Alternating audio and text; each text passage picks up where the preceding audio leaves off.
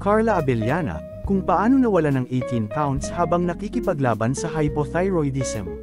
Noong September 22, 2024, nag-publish si Carla ng 2 bahagi na post sa social media, na nagdedetalye ng pakikibaka, pagkabigo, kahihiyan, pag-aalala, at desperasyon, na dulot ng pagkakaroon ng hypothyroidism. Sa 37 taong gulang lamang, natagpuan ni Carla ang kanyang sarili na may mga sintomas ng perimenopausal, sa kabila ng kanyang best efforts to manage her weight through strict fasting and rigorous workouts. Patuloy siyang tumaba, my hormones were nowhere within normal range, cortisol level was extremely high for so long, ang pahayag ng widow's war actress. She went on to write, 5 years, 5 doctors, maraming pagsubok sa paglipas ng mga taon. Hindi mabilang na gamot sa lahat ng uri ng kombinasyon.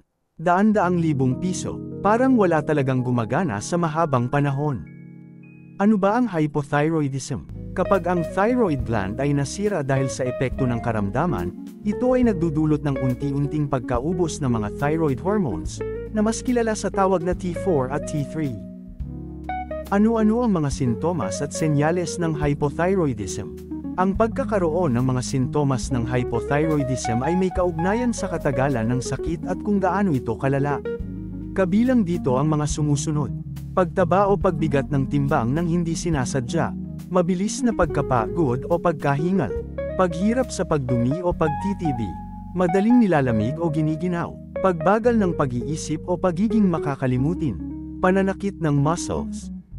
Sa pagsusuri naman ng doktor ay maaaring makita ang mga sumusunod: pagbagal ng tibok ng puso, panunuyo ng balat, magaspang o manipis na buhok, pagkakaroon ng goiter o bosyo, pamamanas ng mukha at paa.